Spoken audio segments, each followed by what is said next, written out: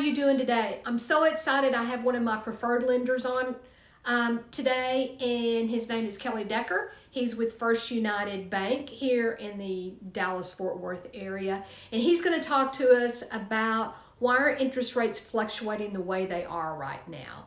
And I think it's going to be great information for you. So you know what? Stay tuned. It's going to be fun. Really, it is going to be fun. Stay tuned. Thanks so much. Bye-bye. Thank you, Kelly, so much for stopping by. Well, actually, I'm stopping by to see you, right, as we can see, because we've got the Ford Center back here, which is pretty cool. Right. So Kelly's going to talk to us today about the craziness that's going on with the interest rates. And so, Kelly. Yeah, interest rates. It's the number one question I get asked today is what's happening with mortgage rates? Where are they going? Mm-hmm. What can I expect? Mm-hmm. And so what I wanted to do is just share a little bit about what's impacting interest rates today, right, and kind of where they're at. And our crystal ball isn't great, correct, but looking into the summer, what we expect interest mm-hmm. rates to do. So right now we're in a rapidly increasing interest rate environment. And so what we've seen really from November of last year, for context, mm-hmm. on a 30-year fixed okay. interest rate, we've gone from 3% to today, being the end of March, we're at 4.625. Wow. So that is a very rapid correct. Ascension in interest mm-hmm. rates. And mm-hmm. so what's driving that? And mm-hmm. it's really, if you turn on the news and you listen to any type of economist, what the first thing that's come out of their mouth is inflation. Correct. Inflation. Mm-hmm. And there's various things that are driving the mm-hmm. inflation. You can go to the gas pumps, you go to the grocery store, you look at housing, you look at everything across the board, everything costs more. Correct. And when things cost more, that's typically not good for mortgage rates. Mm-hmm. Interest rates are going to start increasing. And gotcha. That's really one of the primary drivers that we're seeing right okay. now is inflation. Mm-hmm. Inflation driving interest rates higher. Mm-hmm. Now, when the Fed, you hear the Fed talking about increasing interest rates, that's not mortgage rates. Oh. That's the federal funds rate. That's, okay. It's a little different. Okay. It's a different, in a little different context. It's the overnight lending rate that banks charge one okay. another. So it has nothing to do with mortgage rates per se. Okay. But they're all somewhat interconnected. Okay. One of the things that the Fed does have the ability to impact is they are the largest holder of mortgage-backed securities. Mm-hmm. Over the past really 3 to 4 years, they've stepped into the market and added some artificial stimulus. They're buying mortgage-backed securities and buying mortgage-backed okay. securities to try to hold interest rates artificially low to help stimulate the economy, to get us through COVID, to get us through the various economic crises mm-hmm. that we've had over really the last mm-hmm. 5 to 10 years.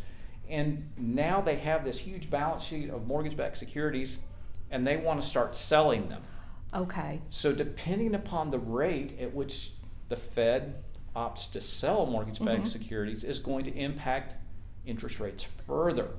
That's really where the biggest impact's going to be. Okay. So over the next 6 months, a year, 2 years, the Fed has signaled that they want to start selling mortgage-backed mm-hmm. securities. It's just if they're going to have a fire sale or if gotcha. They're going to incrementally, systematically okay. get rid of those mortgage-backed securities. But all those things together are really is what's causing mortgage rates to be higher today than they were gotcha. last year. Gotcha.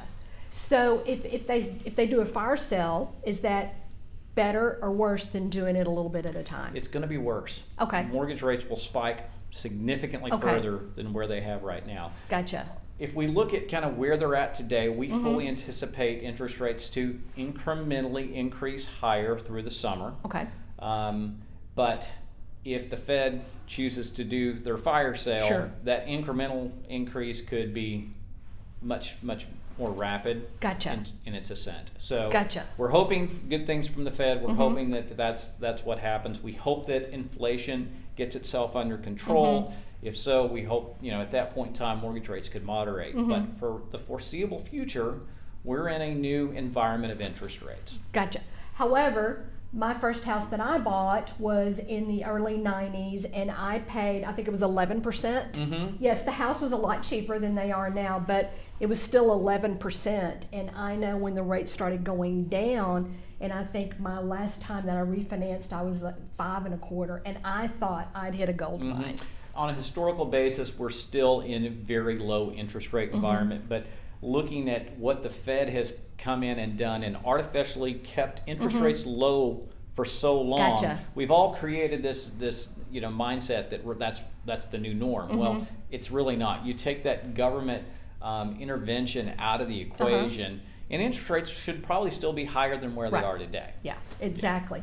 So, but it's still a good time to buy a house. Absolutely. It is still a good time. So you and I were talking about, what kind of, give me an example, Kelly, of what would have happened if I would have waited versus buying 6 months ago. And so we've put together just some real quick baseline numbers for you. If you were to have bought a $550,000 home in November of last year using a 20% down payment on a 30-year fixed mortgage, your monthly payment would have been around $1,855 per month. Okay.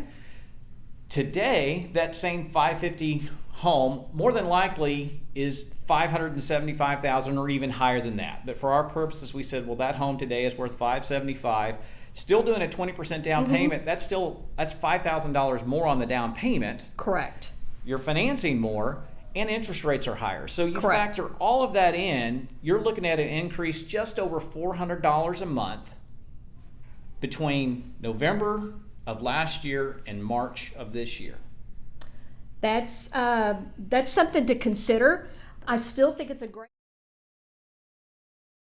to buy a house if you can get a house right now.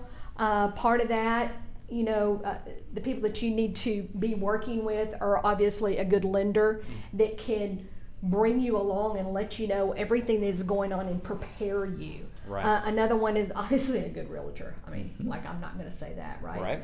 So those are the things, when I team up with a lender, a title company, or somebody like that, this is a team. And we're all here to get you to the closing table and to get you the keys to that house. So one of the things that I like about Kelly is how he is able to explain things to you, and he's happy to meet with you in person, because people really still do that now. People can still come in person. If it's better for you to do a Zoom, if you would rather just do a phone call, he is obviously able to do all of that. So I appreciate you so much. Absolutely, Tommye. Thank you. Taking some time and talking. It's always good to have a professional's opinion on the interest rate, the person that's actually seeing this on a daily basis and being able to explain it to us. Absolutely. So we'll have Kelly back again, but I hope you're having a great